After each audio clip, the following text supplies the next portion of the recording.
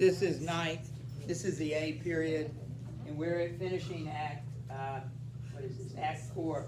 No, Act 3, we're finishing Act 3, but we're not, it's sometimes not exactly sure where you are, and because Shakespeare didn't bother to tell us, it didn't, the last time we were sure, they were near the bridge, remember the bridge, and they were fighting, they're trying to get their way to Calais, they're fighting their way to Calais in order to rest for the winter, but they've been slowed down, and so they're somewhere near, well, they're near Agincourt, that's where they're near, which I don't know exactly where that is, but that's in northwestern France, I would guess. So they are sending, the French are sending Montjoy to talk about some things.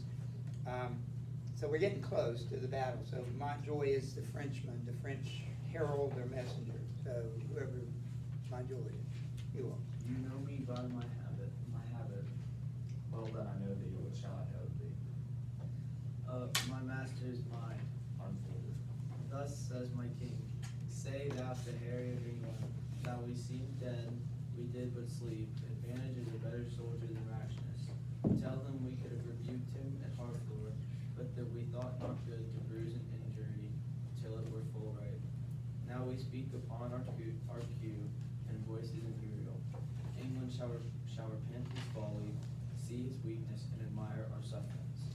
Bid him therefore consider of his ransom, which must proportion the losses we have borne. The subjects we have lost, the disgrace we digested, which in weight to re-answer, his pettiness would bow under for our losses. His Exchequer, that's the treasury. His exchequer is too poor for the infusion of our blood, the muster of his kingdom too faint a number, and for our disgrace, his own person kneeling at our feet for weak and worthless satisfaction. To this add defiance, and tell him for conclusion, he hath betrayed his followers, whose condemnation is pronounced. So far my king and master, so much my office. This is interesting. Look at number 42. We're answering 42. We're not finished with it, but we're answering. What does Montjoy ask of Henry? I don't know if you noticed that.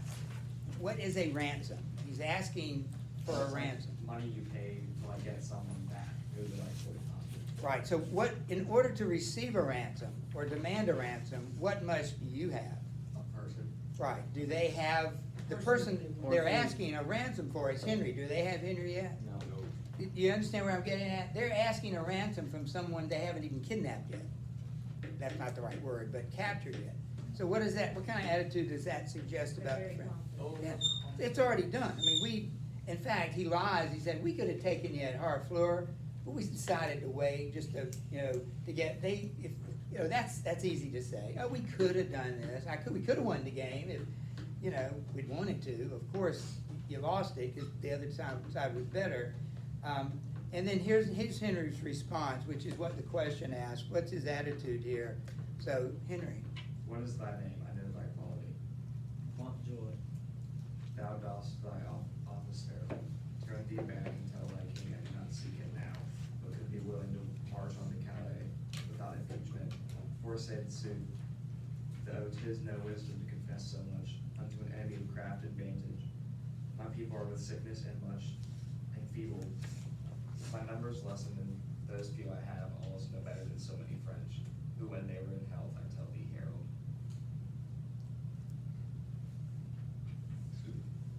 I thought upon one pair of English legs did march thee three Frenchmen. Yet forgive me, God, that I do brag thus. This is your error, France hath blood that vice in me. I must repent. Go therefore, tell thy master, here I am. My ransom is this frail and worthless trunk, my army but a weak and sickly guard. Yet God before tell we will come on through France himself, and such another neighbor stand in our way. There's for thy labor, Montjoy. Go bid thy master well advise himself. If we may pass, we will. If we be hindered, we shall your tawny ground with your red blood discolor. And so, Montjoy, fare ye well. The sum of all our answer is but this: we would not seek a battle as we are, nor as we are, we say we will not shun it. So tell your master. I shall deliver so, thank to your highness.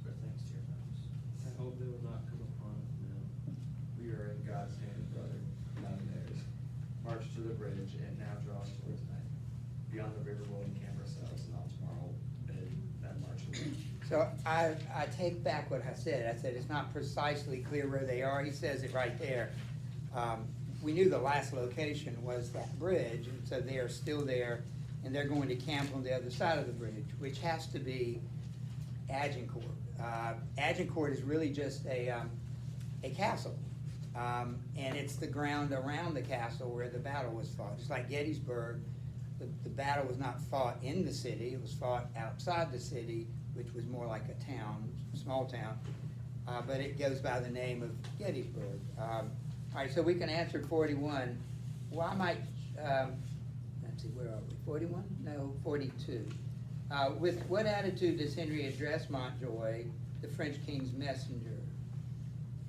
And we can go ahead and do the rest. What is the content of his response to Montjoy? Why does he speak to him in this manner? So how would you describe the attitude that he expresses? Well, first of all, let's go to the second part. What is the content of his response to Montjoy? He admits something that he even admits that he shouldn't say, but he says it anyway. What is that? He says, my people are with sickness and much enfeebled, my numbers lessened, and those few I have almost no better than so many French. And he says earlier, he says, though 'tis no wisdom confess so much unto an enemy of craft and vantage. So he admits to the enemy, what's the state of his army? My people are with sickness. They're getting sick and dying. And much enfeebled, and my numbers lessened. So we are weak, we are sick, and we've lost some of the people that we started with. So that's what why does he tell him that? Kind of Maybe for sympathy. Now, you know Henry. Is he that kind of guy? Was he? Okay, so gonna what, trick 'em. how would that trick him?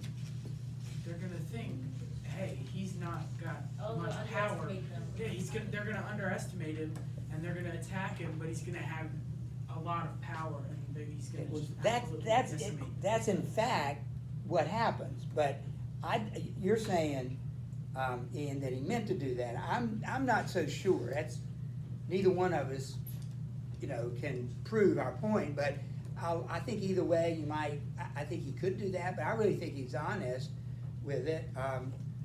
But what you said is actually what happens. Okay, and then what does he tell him?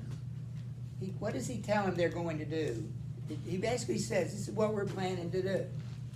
He wants to go to Calais. If you stop us, we'll fight you. We don't want to fight you because of what I just said. We don't match up to you, but if you stop us, we'll fight you. And then later he tells Gloucester, he says, we are in God's hand, brothers. Now, don't you love that? That ought to be something you stick in your mind, and like a quote, one of those quotable quotes. If you're ever in a tough situation, you can say, I mean, it's in scripture, but it's worldly wisdom, but I think it's absolutely agrees with scripture. We are in God's hand, brother, not in theirs. Think about thinking that thought when you're in a tough situation. Some enemy is against you, some situation's against you. Just remember, we are in God's hands, not theirs. Say that sometime to your team when you're playing against this bigger, faster, better team. You're not saying you're going to win. You're just saying we're in God's hands, not theirs. Don't worry about them. Let's play our game, and who knows? I've gotten to the habit of, I'm getting better with my phone of taking pictures of things like this. I used to, let me write this down, and I'm always writing things down. But I would love to remember that. We are in God's hand. Now, again, you don't want to be somebody that just shows off, but think how impressive it would be in some situation. You say, well, Shakespeare said, we are in God's hands, not theirs. Now talk about esteem. People, whoa, this guy knows what he's talking about. Anyway, that's what he says. We've answered 42. And now we turn to the French. And they're basically 3 Frenchmen the Constable, Orleans, and the Dauphin, later Rambouillet. Knowing this, that their enemy is weakened, what have we seen, what has been their attitude up to this point, particularly the Dauphin? Is he confident? Is he scared of the English? Is he? He's a little nervous. But you were getting ready to say confident, and you're right. He probably is a little nervous, but he is extremely confident. You might argue after this, overconfident. So let's see what happens. By the way, they're talking about horses and armor. That's what the entire conversation. No, I was thinking of the other two. I was thinking of his dad, because his dad was nervous because he didn't want. The dad is definitely Yeah, more nervous. He didn't want Buffon to die because then he wouldn't have any heirs. That's right, that's what. Very good. All right, so Constable. Yes, Constable. Okay. So I have the best armor of the world. What it worth it? You are in excellent armor, but let my horse have his view. It is the best horse in Europe. Will it never be morning? My lord of, how do you say, you said it, it's not like. Orly, well, I like to say it Orleans, like a Frenchman. My lord of Orleans and my high lord constable, you talk of horse and armor. You are as well provided of both as any prince in the world. What a long night is this, I will not change my horse with any of my treads, but on four. Kaha, he sounds from the earth, as if his entrails were hairs. Le cheval volant, the Pegasus, he les narines de fou. When I bestride him, I soar. I am a hawk, he trots in the air. The earth sings when he touches it. The basset horn of his hoof is more musical than the pipe of Hermes. He's of the color of nutmeg. And of the heat of the ginger is a beast for Perseus. He is pure air and fire, and the dull elements of earth and water never appeared in him.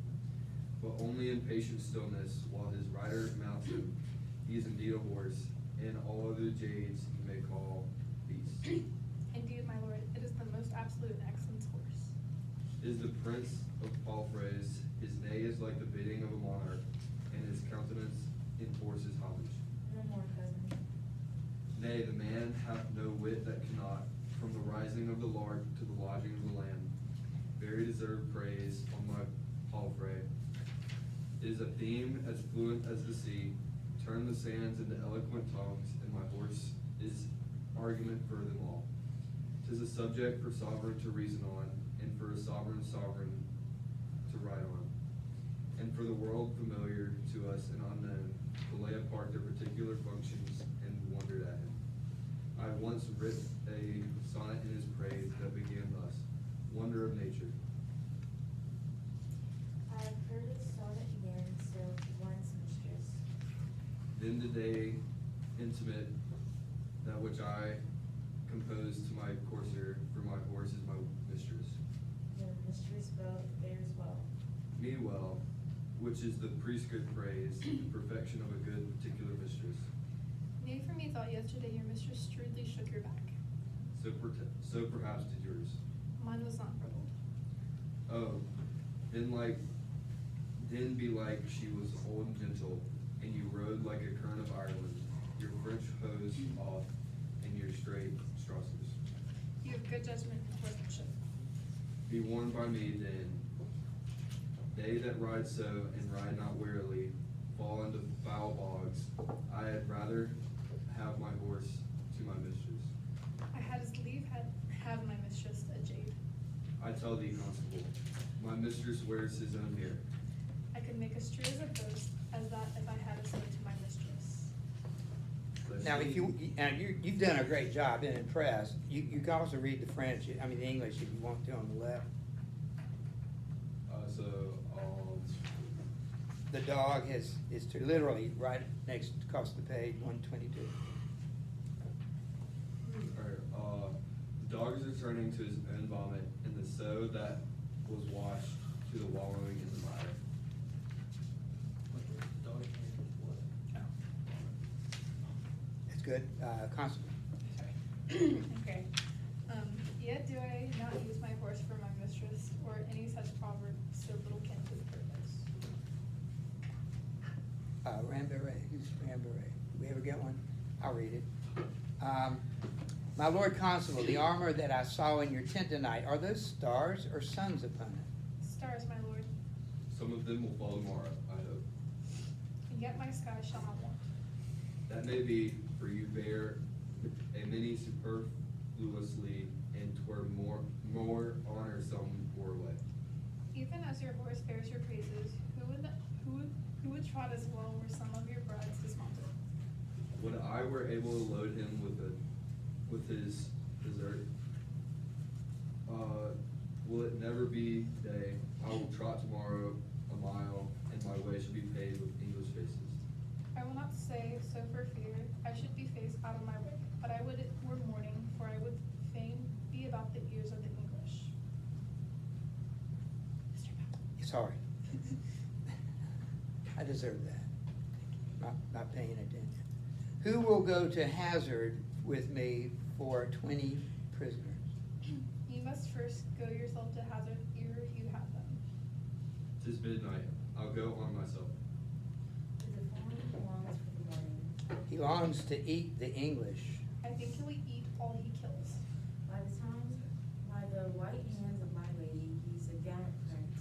Swear by her foot that she may tread out the oath. He's simply the most active gentleman of France. Duty is activity, and he will still be doing. He never did harm that I heard of. Nor will do none tomorrow. He will keep that good name still. I know him to be valiant. I was told by one that knows him better than you. What's he? Mary told me so himself, and he said he cared not he who knew it. He needs not. It is no hidden virtue in him. By my faith, sir, but it is. Never anybody saw it but his lackey. 'Tis a hidden valor, and when it appears, it would bait. It will never said well. I will cap that proverb. There's flattery and friendship. And I will take up that with give the devil his due. Well placed. There stands your friend for the devil. Half at the very age of the proverb with a pox of the devil. You are the better at proverbs. By how much a fool's bolt is shot. You have shot over. 'Tis not the first time you were overshot. Was that me? Yeah, you can read that. Okay. My Lord High Constable, the English lie within 1,500 paces of your tents. Who hath measured the ground? The Lord Grand Prix. A valiant and most expert gentleman. Would it were day, at last, poor Harry of England. He longs for the dawning as we do. What a wretched and peevish fellow is this king of England, to note his fat-brained father so far out of his knowledge. If the English had any apprehension, they would run away. That they lack armor, or that they lack, for if their heads had any intellectual armor, they could never wear such heavy headpieces. That island of England breeds very valiant creatures. Their mastiffs are of unmatchable courage. Those are dogs. Yes. Foolish curs that run leaping into the mouth of a Russian bear, and have their heads crushed like rotten apples, may as well say that the valiant flea that dare eat his breakfast and live the lion. Just, and the men do sympathize with the mastiffs and Robustius. Rumbustious and rough coming on, leaving their wits with their wives, and then give them great meals of beef and iron and steel. They will eat like wolves and fight like devils. These English are truly out of view. Then shall we find tomorrow they have only stomachs to eat, and none to fight. Now it is time to arm. Come, shall we about it? It is now 2 o'clock, but let me see, by 10 we shall have eaten 200. So your basic, your basic evaluation of their attitude is what? Zach, what's the attitude of Orleans and Rambouillet and Constable and the Dauphin? They worried? They confident? I think they're like confident, they're like getting ready to fight and stuff. They're Yeah. talking about the horse and like getting their arms and stuff. Yeah, two things that they say constantly in here is, I wish it were day. I wish it, boy, this is a long night. They can't wait for morning to get here, like Christmas morning. Gee, I wish it were morning. That's what they think it's gonna be like, but it's not. And finally, before we leave, write this down. On the last page, right? Bottom of the last page. It is 2 a.m. in the morning. He does that. It's now 2 o'clock. The date is October 25th, 1415. This is St. Crispin's Day. This is the date of the battle. So the battle will begin in just a few hours. And one other thing, the English are 1,500 feet away. I estimated about 500 yards or 5 football fields. They are that close to each other. So we will see you tomorrow. The quiz right now will be Wednesday of next week. Thank you. I've got a schedule. You're welcome. Wait, who's for the vote? Yes. It'll be